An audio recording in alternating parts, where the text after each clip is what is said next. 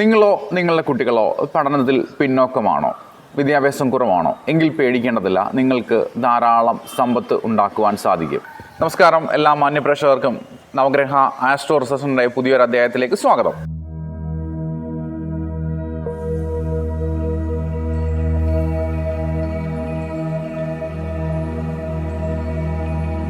പലപ്പോഴും academic qualification, അടിസ്ഥാന വിദ്യാഭ്യാസം കുറവുള്ളവരാണ് കൂടുതൽ സമ്പത്ത് ഉണ്ടാക്കിയിട്ടുള്ളതായി കണ്ടുവരുന്നത്. വിദ്യാഭ്യാസം കൂടുതലുള്ളവർ സുരക്ഷിതമായ തൊഴിൽ മേഖലകൾ സ്വീകരിച്ച് അവർ അവരുടെ ജോലി സുരക്ഷിതമാക്കി തീർക്കുന്നു. എന്നാൽ വിദ്യാഭ്യാസം കുറവുള്ളവർ അവർക്ക് ജീവിക്കാൻ വേണ്ടി നിരന്തരം കഠിനമായി പ്രയത്നിക്കുകയും അതിലൂടെ ജീവിത പുരോഗതി കൈവരിക്കുകയും അവർ കൂടുതൽ സമ്പത്ത് ഉണ്ടാക്കുകയും ചെയ്തു വരുന്നതായിട്ടാണ് കണ്ടുവരുന്നത്.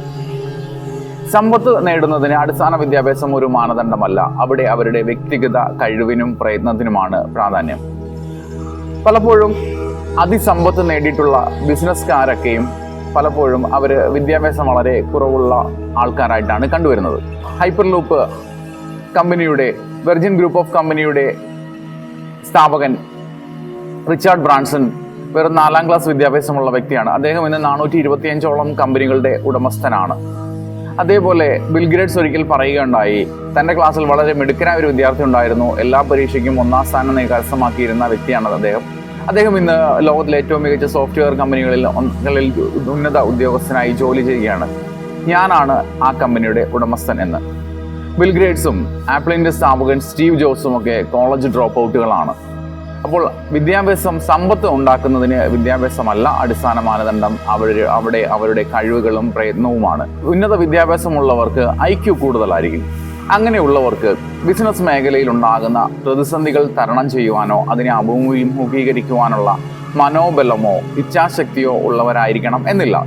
എന്നാൽ വിദ്യാഭ്യാസം കുറഞ്ഞ, IQ കുറഞ്ഞ, വളരെ പിന്നോക്കാവസ്ഥയിൽ നിന്ന് ജനിച്ച് ജീവിച്ചു വരുന്ന കുട്ടികൾ പലവിധ പ്രതിസന്ധികളെയും അഭിമുഖീകരിച്ച് കടന്നു വരുന്നതുകൊണ്ട് അവരിൽ നല്ല ഇച്ഛാശക്തിയും മനോബലവും കൂടുതലുള്ളവരായിരിക്കുകയും അവർ അവരുടെ ജീവിതത്തിന് വേണ്ടി വളരെ കഠിനമായി പരിശ്രമിക്കുകയും അവർ ക്രമേണ എന്തെങ്കിലും ചെറുകിട ബിസിനസ്സുകൾ ആരംഭിക്കുകയും അതിനെ വളർത്തിക്കൊണ്ടുവന്ന് വൻ സാമ്പത്തിക അവസ്ഥയിൽ എത്തിച്ചേരുകയും ചെയ്യുന്നു.